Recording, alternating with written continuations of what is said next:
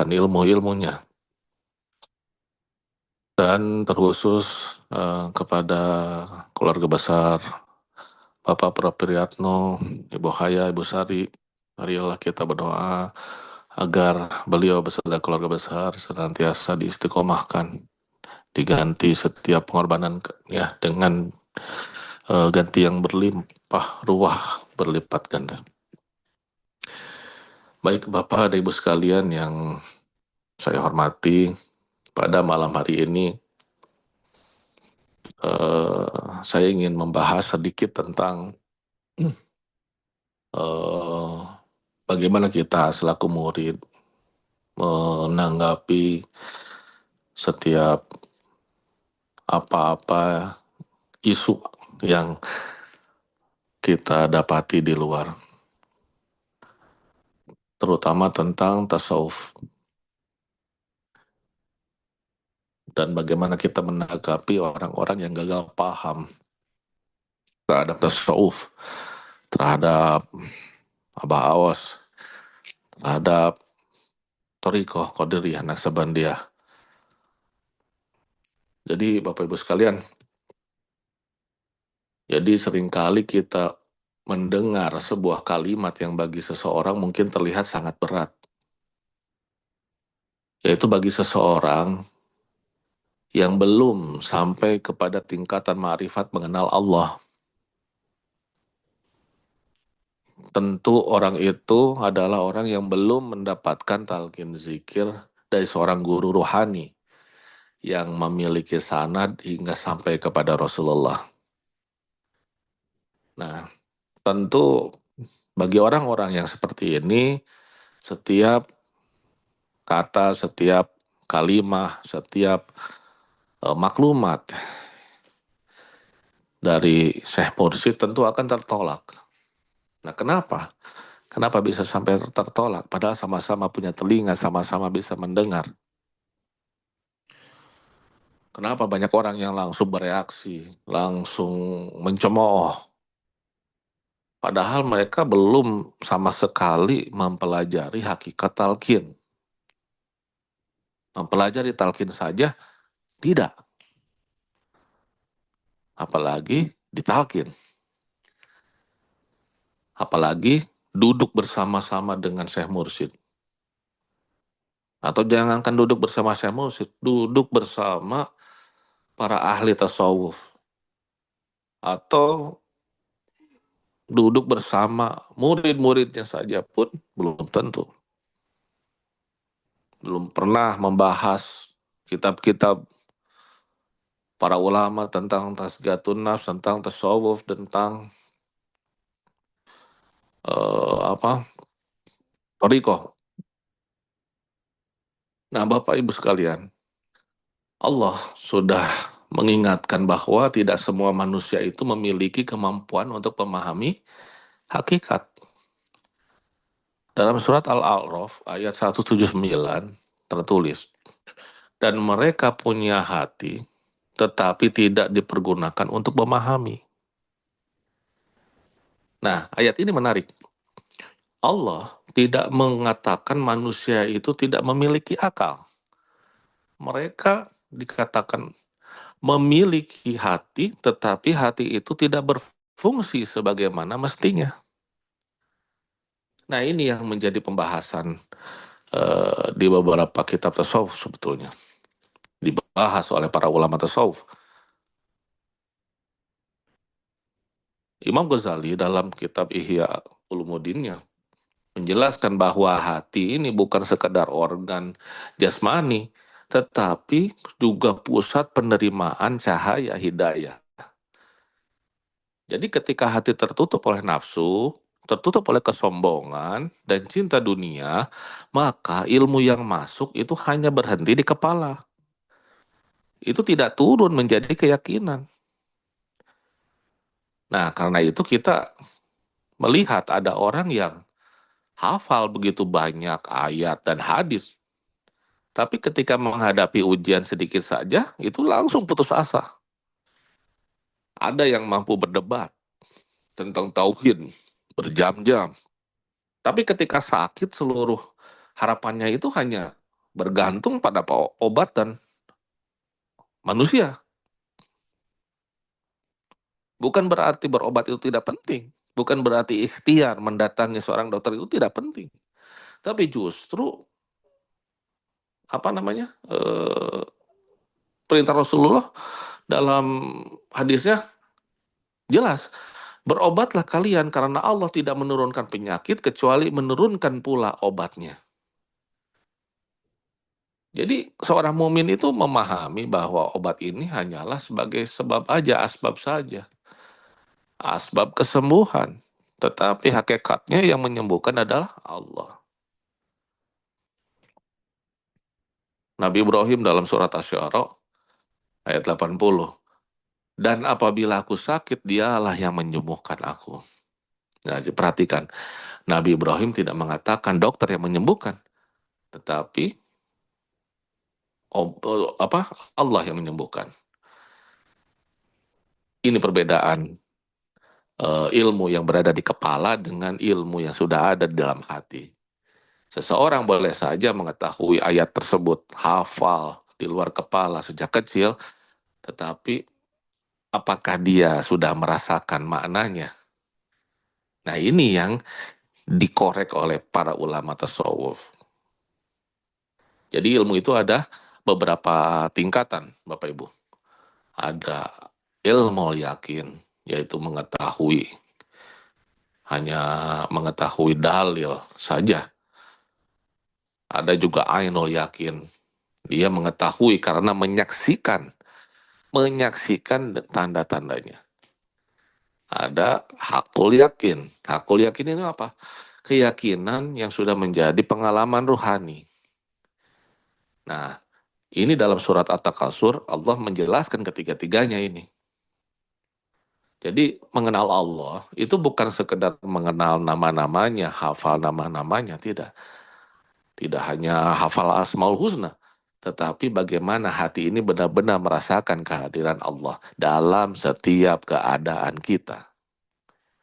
Nah, disinilah masuklah bab pentingnya zikir.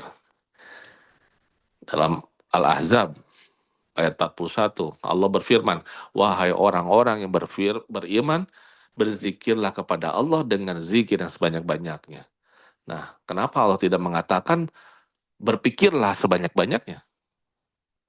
Kenapa yang diperintahkan justru berzikir? Nah, Bapak Ibu, jawabannya adalah karena akal itu memiliki batas. Tetapi zikir ya, itu membersihkan hati itu tidak ada batasnya. Allah berfirman dalam surat Ar-Ra'd ayat 28, ingatlah ya, hanya dengan mengingat Allah hati bisa menjadi tentram. Tatmainul qulub. Nah, perhatikan, yang menjadi tenang apa? Adalah hati, ya. Bukan akal, hati. Jadi Allah itu mengetahui bahwa hati ini yang merasakan ketidaktentraman gitu. Bukan akal, Bapak Ibu. Jadi, para ulama tasawuf itu menjelaskan bahwa zikir yang terus-menerus itu apa? Tadi akan menghilangkan ketidaktentraman hati, akan menghilangkan karat-karat hati. Ya, kata Rasulullah apa? Sesungguhnya hati itu berkarat sebagaimana besi. Nah, lalu kemudian para sahabat bertanya, ya Rasulullah, apa pembersihnya? Apa pengilapnya? Dan beliau bersabda, membaca Al-Quran dan banyak mengingat Allah. Nah, sekarang kalau saya tanya Bapak Ibu semua, kalau hati penuh karat, bagaimana cahaya Allah bakal bisa masuk ke dalam kolbu? Nah, maka disinilah pentingnya ada amalan talqin zikir. Sebagai apa? Sebagai salah satu bentuk pintu masuk. Sebagai pintu masuk, bukan salah satu. Satu-satunya cara, satu-satunya pintu masuk untuk bimbingan ruhani. Yaitu seorang guru membimbing murid agar zikir itu tidak hanya di lisan saja, tetapi benar-benar hidup di dalam hati. Nah, di dalam tradisi tasawuf, hal ini tuh dipandang seperti seorang guru Al-Quran yang membimbing muridnya membaca Al-Quran dengan tartil. Bukan karena murid tidak bisa membaca sendiri. Yakin, seseorang apalagi di zaman sekarang dengan YouTube bisa baca sendiri, bisa. Tetapi ada adab, ada metode, ada keberkahan di dalam bimbingan. Nah, begitupun juga dengan perjalanan ruhani. Allah sendiri yang berfirman dalam An-Nahl ayat 43, bertanyalah kepada orang yang berilmu apabila kamu tidak mengetahui. Jadi kalau membaca Al-Quran saja kita harus punya guru, ya. Belajar tajwid harus mencari guru, belajar fikih mencari guru. Lalu kenapa ketika kita belajar membersihkan hati justru tidak perlu merasa perlu ada guru? Nah ini yang menjadi kesalahan berpikir orang-orang banyak. Padahal ini jauh lebih penting. Kenapa? Karena penyakit hati itu jauh lebih lebih halus daripada penyakit badan. Syekh Abdul Qadir menjelaskan bahwa nafsu itu mampu menyamar dalam bentuk ibadah loh. Orang merasa ikhlas, padahal dia sedikit di dalam hati itu mencari pujian, menunggu orang memuji dia. Orang merasa tawadu, dengan berzikir banyak lalu dia merasa tawadu. Padahal ada sedikit dalam hatinya mempertontonkan kerendahan hatinya. Jadi semua itu tidak akan terasa Bapak Ibu kalau tidak ada bimbingan dari guru. Karena itu para ulama tasawuf itu menekankan pentingnya seorang pembimbing ruhani yang lurus akidahnya, istiqomah, lalu kemudian kuat dalam syariatnya, dan juga memiliki akhlak yang mulia. Tapi perlu difahami juga, jangan sampai kita sibuk dalam medsos, kita sibuk membela guru, tapi lupa mencontoh akhlaknya. Nah, hati-hati dalam tergelincir di sini. Sering saya lihat, sering orang memang maksudnya baik membela guru, tapi muncul kata-kata kotor, muncul merendahkan orang yang belum ditalkin. Nah ini mulai tergelincir nih. Mungkin tidak disadari oleh orang tersebut, murid tersebut, ikhwan tersebut.